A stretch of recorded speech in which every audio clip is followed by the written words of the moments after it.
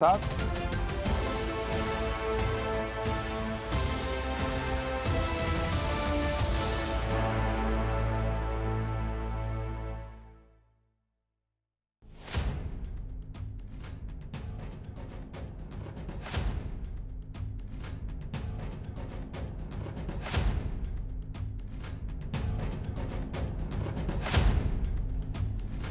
नमस्कार, अनादि टीवी के विशेष कार्यक्रम अटेंशन में आपका स्वागत है और मैं हूं मनोज वर्मा। मध्य प्रदेश में ओबीसी आरक्षण को लेकर एक बार फिर से बीजेपी और कांग्रेस आमने सामने है।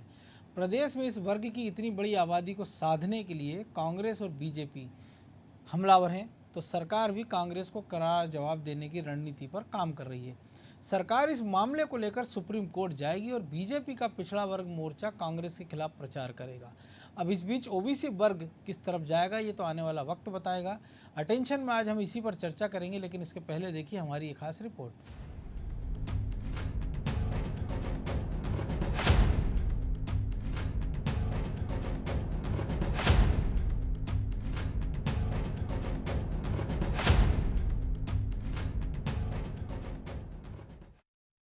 मध्य प्रदेश की राजनीति में ओबीसी के आरक्षण का मुद्दा एक बार फिर गर्मा गया है। सत्तारूढ़ भाजपा और मुख्य विपक्षी दल कांग्रेस इस मुद्दे पर एक दूसरे को राजनीतिक लाभ न लेने देने की रणनीति पर काम कर रहे हैं। जैसे ही मध्य प्रदेश हाई कोर्ट ने 27% ओबीसी आरक्षण सहित अन्य सभी याचिकाओं पर मंगलवार को बड़ा फैसला सुनाया, कांग्रेस ने बिना देर किए प्रदेश की भाजपा सरकार पर अपना पक्ष मजबूती से नहीं रखने का आरोप जड़ दिया। कांग्रेस का कहना है कि मुख्यमंत्री का चेहरा ही ओबीसी विरोधी रहा है, जबकि कांग्रेस हमेशा से ही आरक्षण को 27% करने की वकालत करती रही। कांग्रेस ने इस मुद्दे को उठाने की शुरुआत ही की थी और बीजेपी ने इसे भांप दिया और कांग्रेस को जवाब देने के लिए हाईकोर्ट के फैसले के खिलाफ सुप्रीम कोर्ट जाने की तैयारी कर ली। इससे पहले मुख्यमंत्री शिवराज सिंह चौहान ने पिछड़ा वर्ग के नेताओं के साथ एक अहम बैठक भी की, जिसमें बीजेपी के पिछड़ा वर्ग के मंत्री, विधायक, सांसद और पिछड़ा वर्ग मोर्चा के पदाधिकारी और मध्य प्रदेश सरकार के महाअधिवक्ता पुरुषेंद्र कौरव भी शामिल हुए। सूत्रों से मिली जानकारी के मुताबिक इस बैठक में ओबीसी वर्ग के नेताओं को 27% आरक्षण के लीगल पहलुओं की जानकारी दी गई। वही बैठक के दौरान ये भी तय किया गया है कि ओबीसी आरक्षण को लेकर बीजेपी का पिछड़ा वर्ग मोर्चा पूरे प्रदेश में अभियान चलाएगा और इस बात का प्रचार करेगा कि वाकई में पिछड़ा वर्ग को 27% आरक्षण देने के लिए कमलनाथ सरकार कितनी गंभीर थी।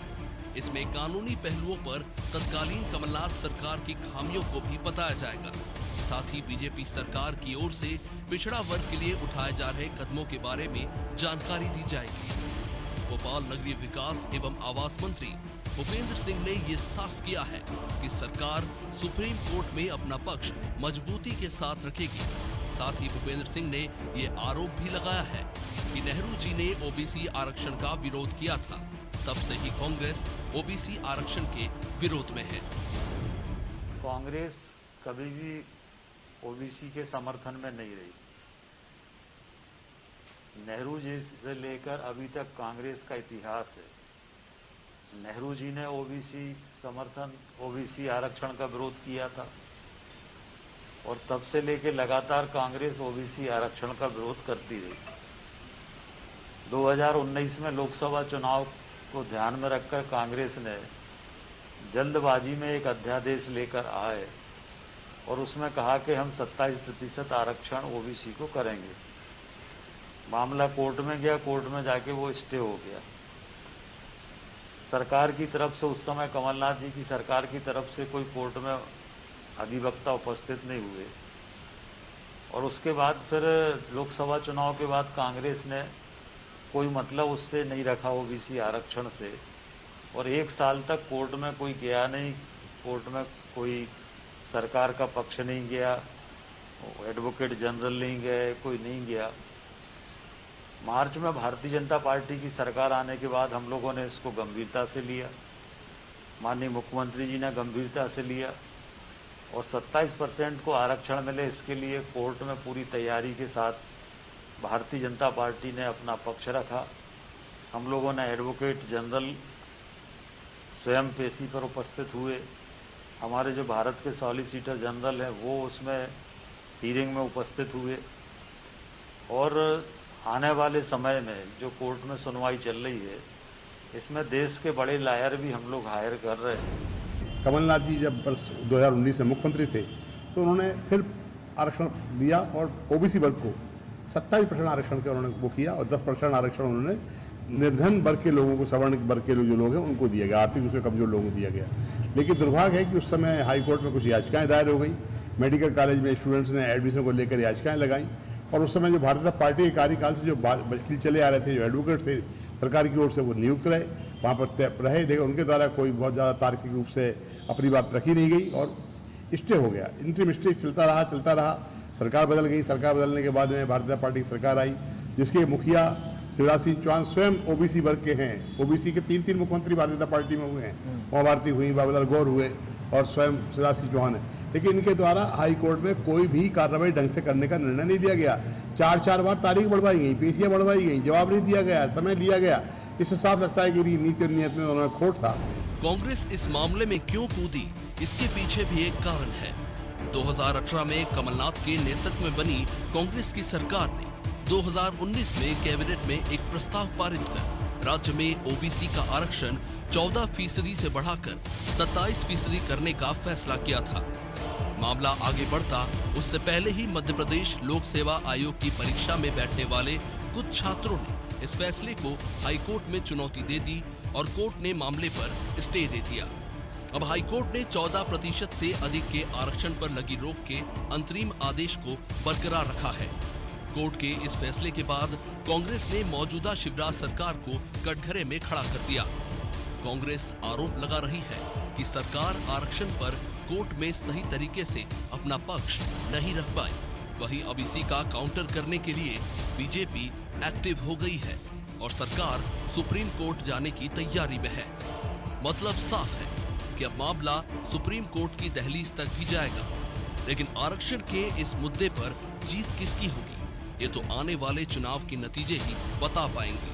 ब्यूरो रिपोर्ट, अनादि टीवी।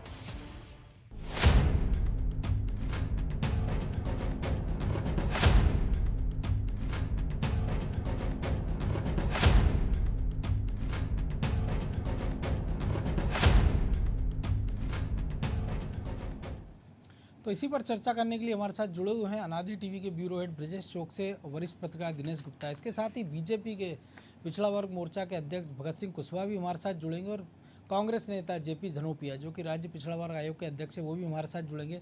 दिनेश जी, बहुत स्वागत है अनादि टीवी पर आपका। सबसे पहले आप ही के पास कि जिस प्रकार से आरक्षण की बातें सरकार कर रही है, अब कह रहे हैं कि सुप्रीम कोर्ट में मजबूती से पक्ष रखा जाएगा, लेकिन जो मराठा आरक्षण को लेकर सुप्रीम कोर्ट का फैसला है और इसके बाद जो सुप्रीम कोर्ट ने एक और फैसला दिया अभी पिछले ही दिनों कि जो राज्य सरकार है महाराष्ट्र की, उसने स्थानीय निकाय के चुनाव में भी ओबीसी को 27% आरक्षण की बात कही थी, इसको भी सुप्रीम कोर्ट ने खारिज कर दिया है। तो अगर इसी के नज़रिए से देखा जाए तो क्या मध्य प्रदेश सरकार का कुछ मजबूत पक्ष आपको नज़र आ रहा है कि कुछ कर पाएगी सरकार के पक्ष में, कुछ हो पाएगा, या जैसा हम देख रहे हैं कि प्रमोशन में आरक्षण के नाम पर जो सिलसिला चल रहा है 3-4 साल से लगातार सुनवाई का कोई निष्कर्ष नहीं निकल रहा है और इसका खामियाजा कर्मचारी भुगत रहे, ऐसा ही कुछ इसमें होने वाला?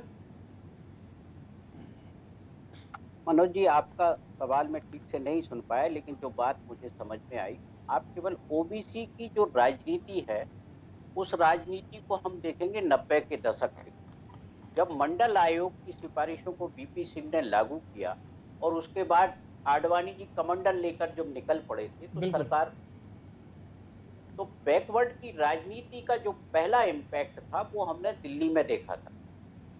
मध्य प्रदेश में जब दिग्विजय सिंह 1993 में मुख्यमंत्री बने तो 14% जो आरक्षण है ओबीसी को उनकी सरकार में दिया गया।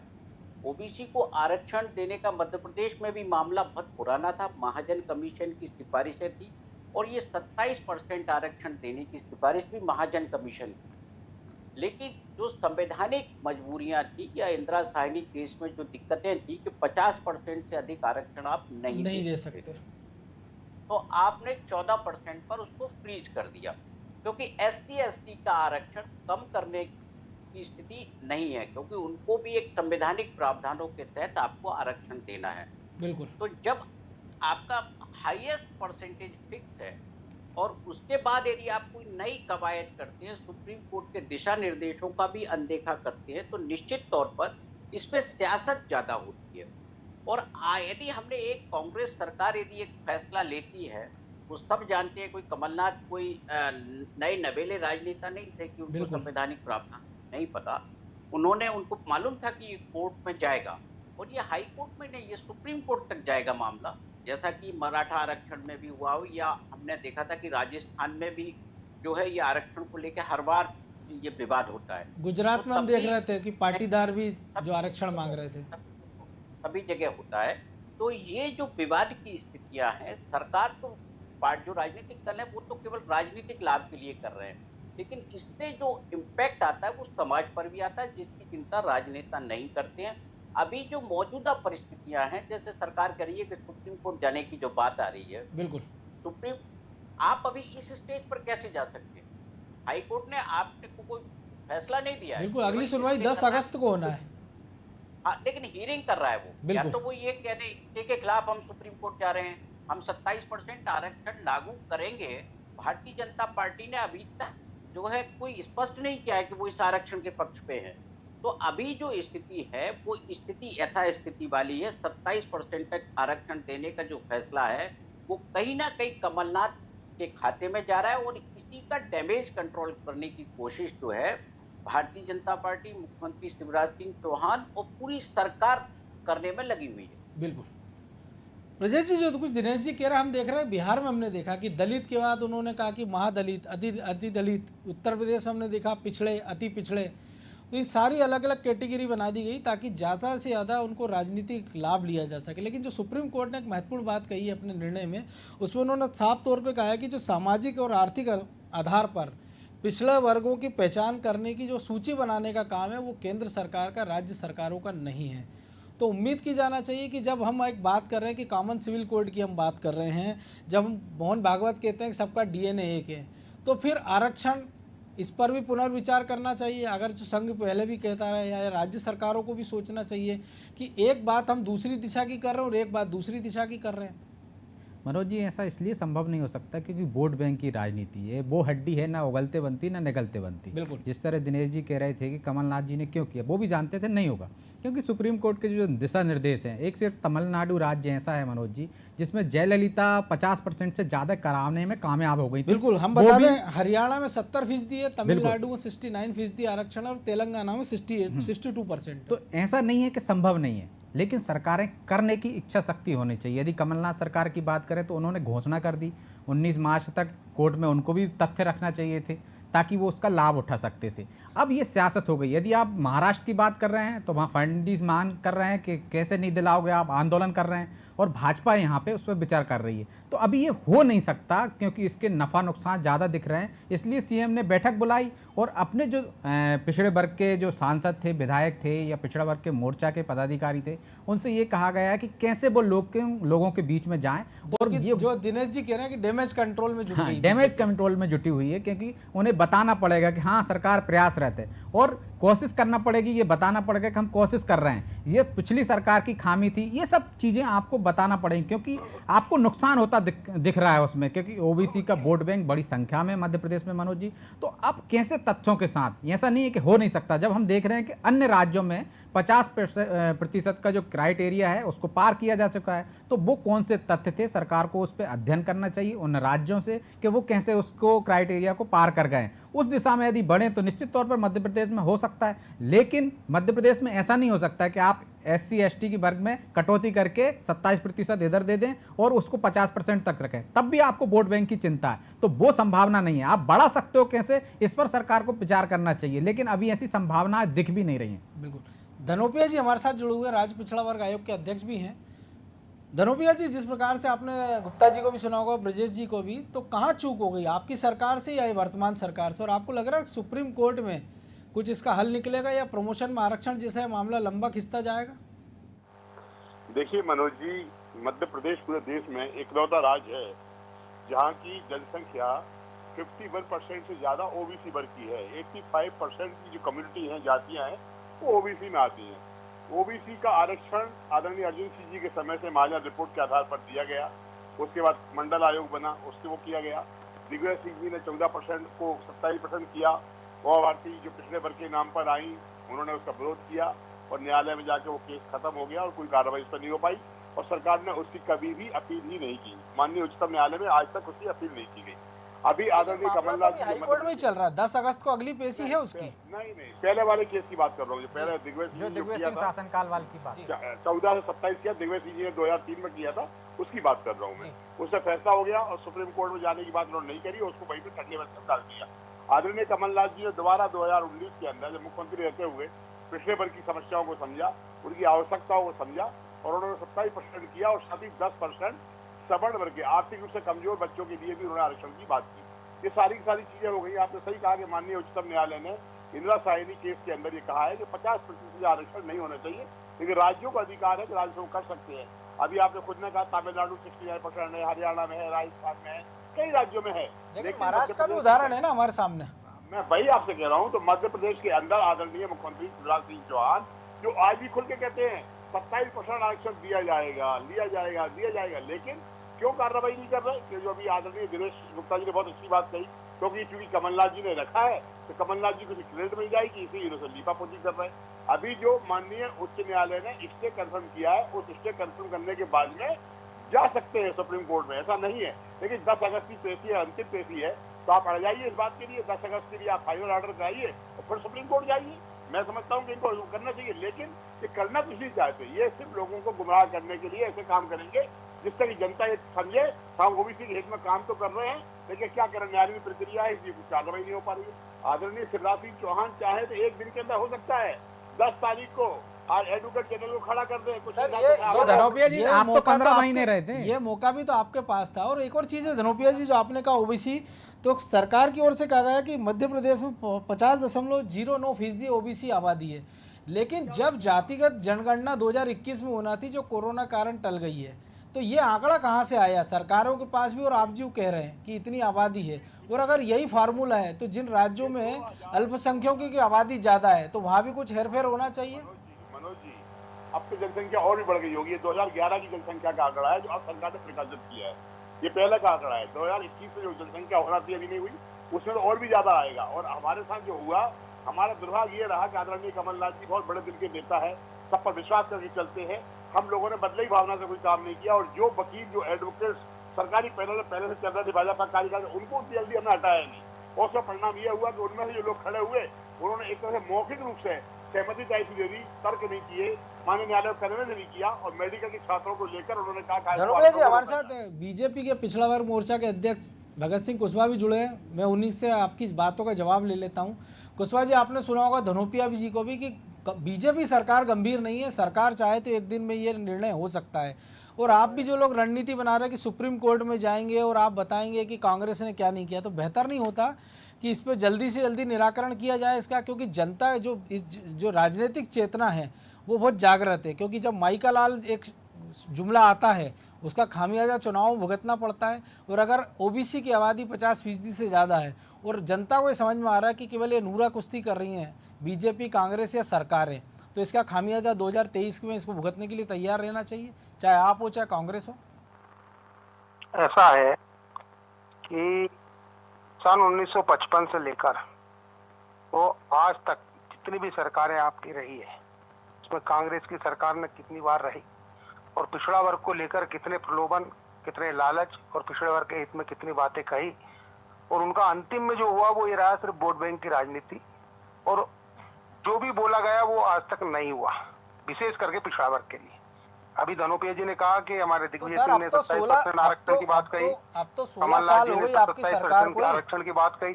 15 महीने का समय छोड़ दें, में वोट की राजनीति करने के लिए भगत सिंह जी 15 महीने का समय छोड़ दें, तो अब तो 16 साल आपकी सरकार को हो गए हैं। जवाब तो आपको देना चाहिए, आप सवाल पूछ रहे हैं। मैं समझ गया, मैं इनकी बातों का जवाब दे रहा हूँ। धनोपिया जी ने कहा कि दिग्विजय सिंह ने, कमलनाथ जी ने अगर कभी 27% आरक्षण देना था तो कोर्ट में जाकर अपना पक्ष भी रखना था, पर्याप्त तो समय था आपके पास में करने के लिए, लेकिन सिर्फ एक घोषणा करते हुए एक गुमराह करने का काम पिछड़ा वर्ग को किया कांग्रेस की सरकार ने, कांग्रेस के नेताओं ने। लेकिन वाकई में अगर कभी सच्ची सकारात्मकता सोच अगर कभी उनकी होती, सत्ता उनकी होती, तो उसको आरक्षण को लेकर चलते। माननीय मुख्यमंत्री जी शिवराज सिंह जी चौहान की बात करें तो तो हमेशा जब भी कोई विषय आता है पिछड़ा वर्ग को लेकर तो बहुत संवेदनशील है, उनके हित में, उनकी रक्षा सुरक्षा के लिए और उनके चिंता करने का काम माननीय मुख्यमंत्री जी ने हमेशा किया है, आगे भी करते रहेंगे, क्योंकि पिछड़ा वर्ग को हमेशा साथ लेकर चलते हैं। लेकिन आपको तो नहीं स्वयं भी लगता पिछड़ा कि वर्ग से आते हैं। केवल चिंता पर्याप्त है?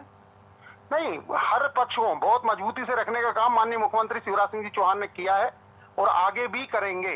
इसी प्रकार से कांग्रेस से गुमराह करने का काम कभी नहीं किया, क्योंकि इस लोकतंत्र प्रजातंत्र में जनमत का महत्व है और जनमत की दृष्टि से एक बहुत बड़ा वर्ग है ओबीसी, क्योंकि एक स्वाभिमानी वर्ग है और इसकी चिंता करने का काम शुरू से आखिरी तक भारतीय जनता पार्टी की सरकार ने किया। और इसका एक उदाहरण राष्ट्रीय स्तर पर देखें तो पिछड़ा वर्ग को संवैधानिक आपको नहीं दर्जा लग रहा देने का कि काम किया, क्रीमिलेयर की आय सीमा 6 लाख से 8 लाख बढ़ाने का काम किया, जो बैठक कल बुलाई गई, बजाय उसके योजनाएं जो बैठक कल बुलाई गई ओबीसी और जब तमाम नेता जुटे, बजाय उसके कि वकीलों की एक फौज से बात की जाती कि क्या इसका लीगल उपाय नहीं, किया जा अभी सकता है? हमारे वकील भी बहुत सक्रिय हैं और इस प्रकार के चिंतन कर रहे हैं, बहुत तथ्य प्रमाण के साथ में इस लड़ाई को हम लोग लड़ रहे हैं कि पिछड़ों के साथ में अन्याय नहीं होना चाहिए। इसके लिए माननीय मुख्यमंत्री जी बिल्कुल संकल्पबद्ध है, धनुपिया जी कह रहे हैं पिछड़ों के साथ अन्याय नहीं होगा, जी, भाई मैं पिछड़ों पूछना के चाहता साथ हूं, अन्याय नहीं होगा। धनुपिया जी, भगत सिंह जी कह रहे हैं सरकार चली गई, पिछड़ों के साथ कभी अन्याय होने ही नहीं दिया जाएगा, ये हमारे माननीय मुख्यमंत्री जी संकल्पबद्ध है, माननीय प्रधानमंत्री जी संकल्प और हमेशा पिछड़ों के हित में निर्णय लिया। बिल्कुल भगत सिंह बड़े-बड़े जी, कानून धनुपिया जी को बने। सुन इसका एक लीजिए। संवैधानिक की दृष्टि से हम देखें, जब आयोग का दर्जा मिला तो मध्य प्रदेश एक पहला राज्य हुआ, माननीय मुख्यमंत्री शिवराज सिंह चौहान जिन्होंने की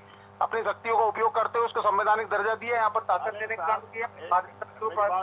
तो ऐसे कई निर्णय पिछड़ा वर्ग के हित में किए और आगे भी करेंगे। मैं आऊंगा भगत सिंह जी, जेपी धनुपिया जी। जी एक मिनट बात सुन लें। आदरणीय कमलनाथ जी सरकार जाने के बाद जैसे ही आदरणीय मुख्यमंत्री शिवराज सिंह चौहान बने, 4 बार इन्होंने एडजॉर्नमेंट दिया जवाब पेश करने के लिए, 4 बार जगह टाइम दिया है, वकील यहाँ नहीं हुए, कभी कुछ न कुछ बहाना कर समय लेते रहे। और जो कह रहे हैं कि पिछले वर्ग आयोग को संवैधानिक दर्जा दिया है, पहले दिया है, मैं हूँ अध्यक्ष मध्य प्रदेश पिछड़ा वर्ग आयोग का, मेरे ऑफिस ताला डाल दिया है, सुविधा दूर की बात है, घुसने नहीं दिया जाता है। यह है पिछड़े वर्ग के प्रति प्यार, यह है पिछड़े वर्ग की भावना है। पिछड़े वर्ग के साथ अन्याय करने की बात करते हैं, फिर लीपापोती करके दिखावा करना चाहते हैं, जिससे कहे लोगों को यह हुआ है। क्या कारण है, क्यों हमको काम नहीं करना? लेकिन धनुपिया जी, जो भूपेंद्र सिंह जी कह रहे हैं कि 1 साल आपकी सरकार ने पक्ष नहीं रखा, और दूसरा जो आप कह रहे हैं पिछड़ा वर्ग के साथ अन्याय की, तो ऐसा नहीं होता, बेहतर नहीं होता कि आपको जब सरकार जाने वाली थी तब अध्यक्ष बनाने की बजाय पहले बना दिया जाता, तो लगता कि सरकार की इस समय की मंशा ठीक थी? मनोज जी, नवंबर 2019 में ये केस लगा और 5 से 3 महीने बाद हमारी सरकार चली गई, इससे भाजपा की सरकार आई, उन्होंने 4 बार तारीखें बढ़वाई, 4 बार रिकॉर्ड पर है, देख लीजिए। और जहाँ तक नियुक्ति का सवाल है, संवैधानिक दर्जा पहले से ही है, आज नहीं है, ये हटा भी सकते हैं, लेकिन चलिए दिनेश जी से समझ लेते हैं। दिनेश जी, आपने देखा दोनों जो पक्ष अपनी अपनी बात कर रहे हैं, जो लेकिन मूल मुद्दा है कि इसका निराकरण क्या होना चाहिए और क्या आपको लग रहा है, क्योंकि 50 उदाहरण ऐसे हैं कि अगर आरक्षण बढ़ा हुआ भी है तो सुप्रीम कोर्ट के ताज़ा मामले भी, तो आपको लग रहा है कि सुप्रीम कोर्ट में ऐसा कुछ हो जाएगा कि महाराष्ट्र के लिए अलग निर्णय होगा, बाकी राज्यों के लिए अलग होगा? देखिए मनोज जी, जो भी मापदंड हैं वो हर राज्य के लिए समान रूप से लागू हैं, जो भी सुप्रीम कोर्ट ने कहा है। बिल्कुल। यदि दूसरे राज्यों में 50% से अधिक आरक्षण दिया जा रहा है तो उसकी जो कानूनी पहलू है उसका अध्ययन निश्चित तौर पर जब ये फैसला लागू किया गया तो देखा गया होगा। लेकिन जब राजनीतिक इच्छा शक्ति आपकी उसे लागू करने की ना हो तो बहुत सारे व्यवधान आप पैदा कर सकते हो, उसमें कोई शंका की बात नहीं है। जब राजनीतिक इच्छा शक्ति होती है तो 14% भी आरक्षण हो सकता है और SC ST को आप लगातार हर 10 साल बाद आरक्षण बढ़ाते रहते हैं। तो आरक्षण का मुद्दा ऐसा है जो आप एक बार बोतल से तो निकाल सकते हैं जिन्न को, लेकिन इसे बंद करना बहुत मुश्किल होता है। कमलनाथ जी ने ये जो 27% का दांव खेला है, अब इस पर वापसी की गुंजाइश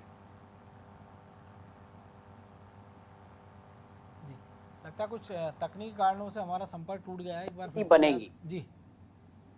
तौर पर जो है भारतीय जनता पार्टी को नुकसान होगा जितना डिले करेंगे।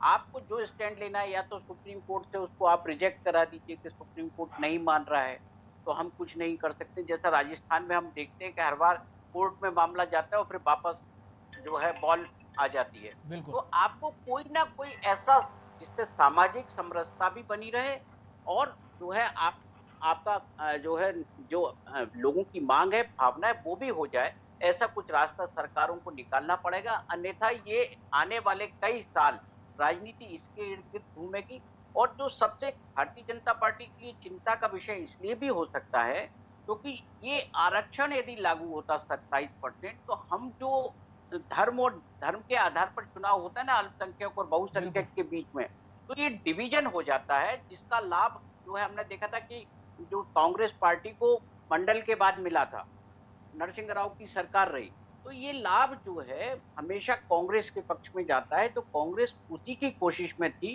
कि वो आरक्षण के जरिए अपनी जो राज्य की जो स्थिति है, अपनी स्थिति मजबूत कर दे।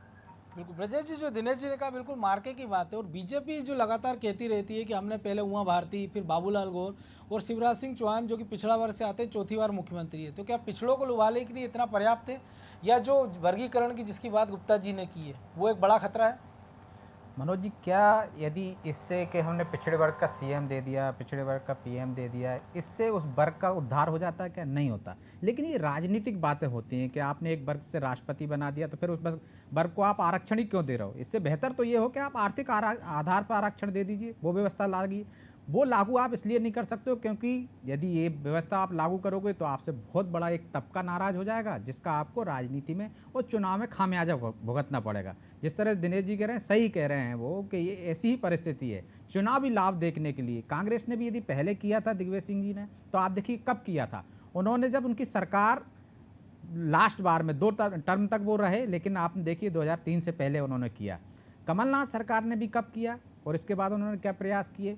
और शिवराज सरकार भी ये डर रही है अब कि उसका डैमेज कंट्रोल करने में लगी हुई है कि यदि वो आज करती है तो श्रेय कांग्रेस ले जाएगी, फायदा कांग्रेस को मिलेगा, जिस तरह दिनेश जी भी बता रहे हैं। तो ये फायदा, और एक खतरा ये भी कि SC/ST का भी आरक्षण आप कम नहीं कर सकते, बिल्कुल, वो भी एक बड़ा वर्ग है मध्य प्रदेश में। निश्चित तौर पर उसमें कमी नहीं कर सकते हो। और इससे पहले जो दिनेश जी ने कहा कि बोतल में से जैसे आपने निकाल लिया लेकिन डबल से भर नहीं सकते, तो आरक्षण आप देखिए SC/ST का बढ़ता गया है, घटा नहीं है।